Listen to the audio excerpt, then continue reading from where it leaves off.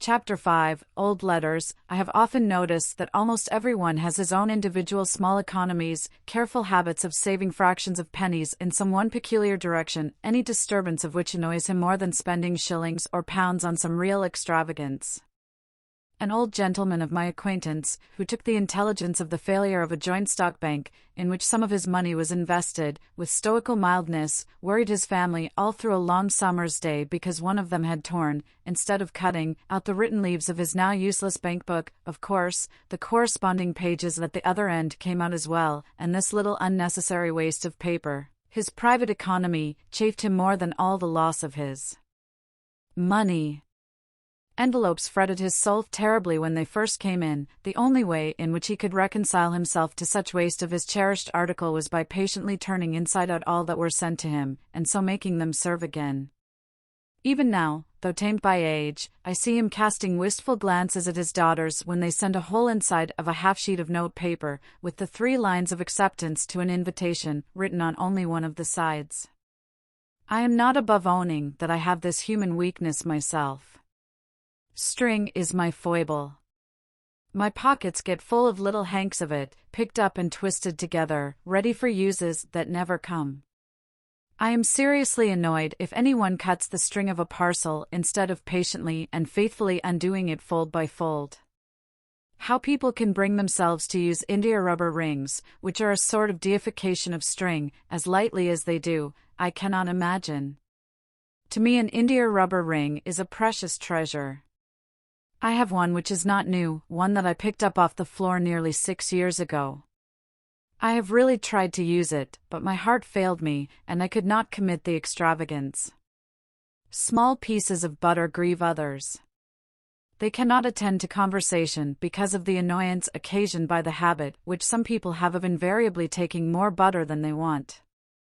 Have you not seen the anxious look, almost mesmeric, which such persons fix on the article? They would feel it a relief if they might bury it out of their sight by popping it into their own mouths and swallowing it down, and they are really made happy if the person on whose plate it lies unused suddenly breaks off a piece of toast, which he does not want at all, and eats up his butter. They think that this is not waste. Now Miss Mattie Jenkins was chary of candles. We had many devices to use as few as possible. In the winter afternoons she would sit knitting for 2 or 3 hours. She could do this in the dark, or by firelight, and when I asked if I might not ring for candles to finish stitching my wristbands, she told me to keep blind man's holiday. They were usually brought in with tea, but we only burnt one at a time. As we lived in constant preparation for a friend who might come in any evening, but who never did, it required some contrivance to keep our 2 candles of the same length, ready to be lighted, and to look as if we burnt 2 always. The candles took it in turns, and, whatever we might be talking about or doing, Miss Mattie's eyes were habitually fixed upon the candle, ready to jump up and extinguish it and to light the other before they had become too uneven in length to be restored to equality in the course of the evening. One night, I remember this candle economy particularly annoyed me. I had been very much tired of my compulsory blind man's holiday, especially as Miss Mattie had fallen asleep, and I did not like to stir the fire and run the risk of awakening her, so I could not even sit on the rug and scorch myself with sewing by firelight, according to my usual custom. I fancied Miss Mattie must be dreaming of her early life, for she spoke 1 or 2 words in her uneasy sleep bearing reference to persons who were dead long before. When Martha brought in the lighted candle and tea, Miss Mattie started into wakefulness, with a strange, bewildered look around, as if we were not the people she expected to see about her. There was a little sad expression that shadowed her face as she recognized me, but immediately afterward she tried to give me her usual smile. All through tea time her talk ran upon the days of her childhood and youth. Perhaps this reminded her of the desirableness of looking over all the old family letters, and destroying such as ought not to be allowed to fall into the hands of strangers, for she had often spoken of the necessity of this task, but had always shrunk from it, with a timid dread of something painful. Tonight, however, she rose up after tea and went for them, in the dark, for she piqued herself on the precise neatness of all her chamber arrangements, and used to look uneasily at me when I lighted a bed candle to go to another room for anything. When she returned there was a faint, pleasant smell of Tonquin beans in the room. I had always noticed this scent about any of the things which had belonged to her mother, and many of the letters were addressed to her, yellow bundles of love letters, 60 or 70 years old. Miss Matty undid the packet with a sigh, but she stifled it directly, as if it were hardly right to regret the flight of time, or of life either. We agreed to look them over separately, each taking a different letter out of the same bundle and describing its contents to the other before destroying it. I never knew what sad work the reading of old letters was before that evening, though I could hardly tell why. The letters were as happy as letters could be, at least those early letters were. There was in them a vivid and intense sense of the present time, which seemed so strong and full, as if it could never pass away, and as if the warm, living hearts that so expressed themselves could never die, and be as nothing to the sunny earth. I should have felt less melancholy, I believe, if the letters had been more so. I saw the tears stealing down the well-worn furrows of Miss Matty's cheeks, and her spectacles often wanted wiping. I trusted at last that she would light the other candle, for my own eyes were rather dim, and I wanted more light to see the pale, faded ink, but no, even through her tears, she saw and remembered her little economical ways. The earliest set of letters were 2 bundles tied together, and ticketed, in Miss Jenkins's handwriting, letters interchanged between my ever-honored father and my dearly beloved mother, prior to their marriage, in July 1774. I should guess that the rector of Cranford was about 27 years of age when he wrote those letters, and Miss Matty told me that her mother was just 18 at the time of her wedding. With my idea of the rector derived from a picture in the dining parlour, stiff and stately, in a huge full-bottomed wig, with gown, cassock, and bands, and his hand upon a copy of the only sermon he ever published, it was strange to read these letters. They were full of eager, passionate ardor, short homely sentences, right fresh from the heart, very different from the grand Latinist, Johnsonian style of the printed sermon preached before some judge at assize time. His letters were a curious contrast to those of his girl bride. She was evidently rather annoyed at his demands upon her for expressions of love, and could not quite understand what he meant by repeating the same thing over in so many different ways, but what she was quite clear about was a longing for a white paduasoy, whatever that might be, and 6 or 7 letters were principally occupied in asking her lover to use his influence with her parents, who evidently kept her in good order, to obtain this or that article of dress, more especially the white paduasoy. He cared nothing how she was dressed, she was always lovely enough for him, as he took pains to assure her, when she begged him to express in his answers a predilection for particular pieces of finery, in order that she might show what he said to her parents.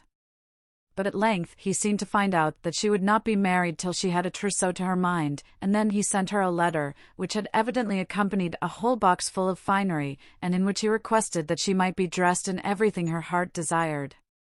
This was the first letter, ticketed in a frail, delicate hand, from my dearest John. Shortly afterwards they were married, I suppose, from the intermission in their correspondence. "We must burn them, I think," said Miss Matty, looking doubtfully at me. "No one will care for them when I am gone." And one by one she dropped them into the middle of the fire, watching each blaze up, die out, and rise away, in faint, white, ghostly semblance, up the chimney, before she gave another to the same fate. The room was light enough now, but I, like her, was fascinated into watching the destruction of those letters, into which the honest warmth of a manly heart had been poured forth. The next letter, likewise docketed by Miss Jenkins, was endorsed, "Letter of pious congratulation and exhortation from my venerable grandfather to my beloved mother, on occasion of my own birth." Also some practical remarks on the desirability of keeping warm the extremities of infants, from my excellent grandmother. The first part was, indeed, a severe and forcible picture of the responsibilities of mothers, and a warning against the evils that were in the world, and lying in ghastly wait for the little baby of 2 days old. His wife did not write, said the old gentleman, because he had forbidden it, she being indisposed with a sprained ankle, which, he said, quite incapacitated her from holding a pen. However, at the foot of the page was a small tio, and on turning it over, sure enough, there was a letter to my dearest Molly, begging her, when she left her room, whatever she did, to go upstairs before going down, and telling her to wrap her baby's feet up in flannel, and keep it warm by the fire, although it was summer, for babies were so tender. It was pretty to see from the letters, which were evidently exchanged with some frequency between the young mother and the grandmother, how the girlish vanity was being weeded out of her heart by love for her baby. The white paduasoy figured again in the letters, with almost as much vigor as before. In one, it was being made into a christening cloak for the baby. It decked it when it went with its parents to spend a day or two at Arley Hall. It added to its charms when it was the prettiest little baby that ever was seen. Dear mother, I wish you could see her. Without any partiality, I do think she will grow up a regular beauty. I thought of Miss Jenkins, grey, withered, and wrinkled, and I wondered if her mother had known her in the courts of heaven, and then I knew that she had, and that they stood there in angelic guise. There was a great gap before any of the rector's letters appeared. And then his wife had changed her mode of her endorsement. It was no longer from "my dearest John," it was from "my honored husband." The letters were written on occasion of the publication of the same sermon which was represented in the picture. The preaching before my Lord Judge, and the publishing by request, was evidently the culminating point, the event of his life. It had been necessary for him to go up to London to superintend it through the press. Many friends had to be called upon and consulted before he could decide on any printer fit for so onerous a task, and at length it was arranged that J. and J. Rivingtons were to have the honourable responsibility.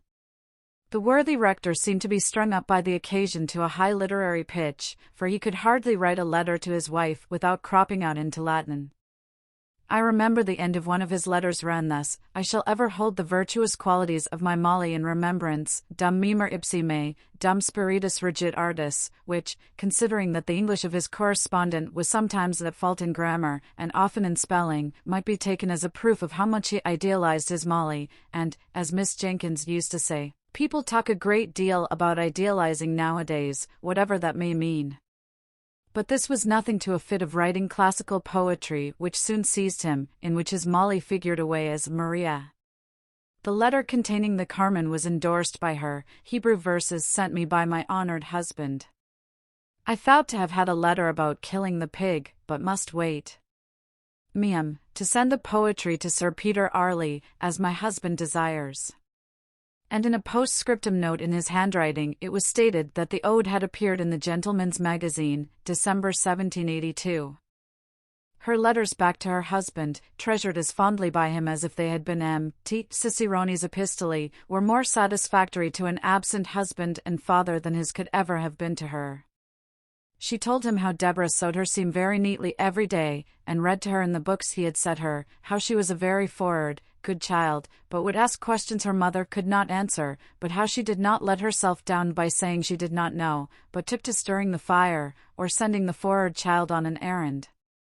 Mattie was now the mother's darling, and promised, like her sister at her age, to be a great beauty. I was reading this aloud to Miss Mattie, who smiled and sighed a little at the hope, so fondly expressed, that little Mattie might not be vain, even if she were a beauty. "I had very pretty hair, my dear," said Miss Matilda, "and not a bad mouth." And I saw her soon afterwards adjust her cap and draw herself up. But to return to Mrs. Jenkins's letters. She told her husband about the poor in the parish, what homely domestic medicines she had administered, what kitchen physic she had sent. She had evidently held his displeasure as a rod in pickle over the heads of all the ne'er-do-wells. She asked for his directions about the cows and pigs, and did not always obtain them, as I have shown before. The kind old grandmother was dead when a little boy was born, soon after the publication of the sermon, but there was another letter of exhortation from the grandfather, more stringent and admonitory than ever, now that there was a boy to be guarded from the snares of the world. He described all the various sins into which men might fall, until I wondered how any man ever came to a natural death. The gallows seemed as if it must have been the termination of the lives of most of the grandfather's friends and acquaintance, and I was not surprised at the way in which he spoke of this life being a vale of tears. It seemed curious that I should never have heard of this brother before, but I concluded that he had died young, or else surely his name would have been alluded to by his sisters. By and by we came to packets of Miss Jenkins's letters. These Miss Mattie did regret to burn. She said all the others had been only interesting to those who loved the writers, and that it seemed as if it would have hurt her to allow them to fall into the hands of strangers who had not known her dear mother, and how good she was, although she did not always spell, quite in the modern fashion, but Deborah's letters were so very superior. Anyone might profit by reading them. It was a long time since she had read Mrs. Chapwan, but she knew she used to think that Deborah could have said the same things quite as well, and as for Mrs. Carter, people thought a deal of her letters, just because she had written Epictetus, but she was quite sure Deborah would never have made use of such a common expression as "I canna be fashed." Miss Matty did grudge burning these letters, it was evident. She would not let them be carelessly passed over with any quiet reading, and skipping, to myself. She took them from me, and even lighted the second candle in order to read them aloud with a proper emphasis, and without stumbling over the big words. Oh dear! How I wanted facts instead of reflections before those letters were concluded. They lasted us 2 nights, and I won't deny that I made use of the time to think of many other things, and yet I was always at my post at the end of each sentence. The rector's letters, and those of his wife and mother-in-law, had all been tolerably short and pithy, written in a straight hand, with the lines very close together. Sometimes the whole letter was contained on a mere scrap of paper. The paper was very yellow, and the ink very brown. Some of the sheets were, as Miss Matty made me observe, the old original post, with the stamp in the corner representing a postboy riding for life and twanging his horn. The letters of Mrs. Jenkins and her mother were fastened with a great round red wafer, for it was before Miss Edgeworth's patronage had banished wafers from polite society. It was evident, from the tenor of what was said, that francs were in great request, and were even used as a means of paying debts by needy members of Parliament. The rector sealed his epistles with an immense coat of arms, and showed by the care with which he had performed this ceremony that he expected they should be cut open, not broken by any thoughtless or impatient hand. Now, Miss Jenkins's letters were of a later date in form and writing. She wrote on the square sheet, which we have learned to call old-fashioned. Her hand was admirably calculated, together with her use of many-syllabled words, to fill up a sheet, and then came the pride and delight of crossing. Poor Miss Matty got sadly puzzled with this, for the words gathered size like snowballs, and towards the end of her letter Miss Jenkins used to become quite sesquipedalian.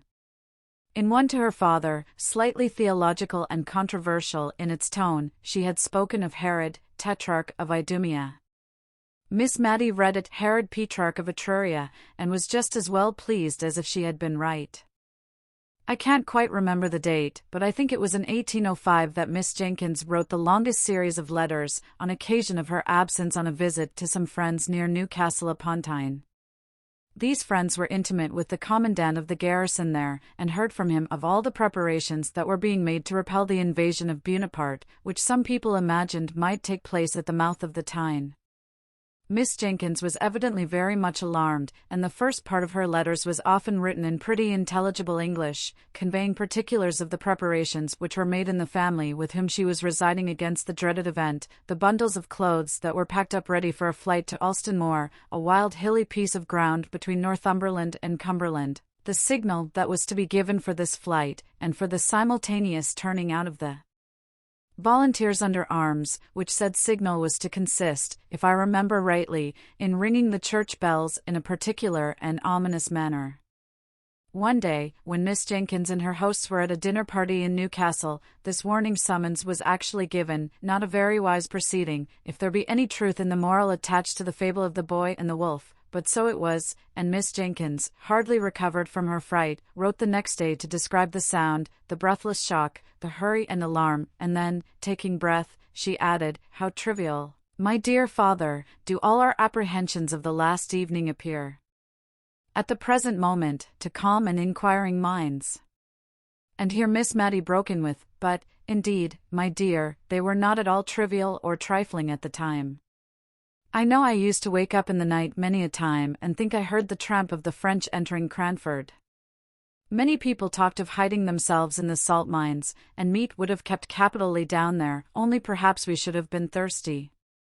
And my father preached a whole set of sermons on the occasion, one set in the mornings, all about David and Goliath, to spirit up the people to fighting with spades or bricks, if need were, and the other set in the afternoons, proving that Napoleon, that was another name for Boney, as we used to call him, was all the same as an Apollyon and a Baden. I remember my father rather thought he should be asked to print this last set, but the parish had, perhaps, had enough of them with hearing. Peter Marmaduke Arley Jenkins, poor Peter, as Miss Matty began to call him, was at school at Shrewsbury by this time. The rector took up his pen, and rubbed up his Latin once more, to correspond with his boy. It was very clear that the lads were what are called show letters.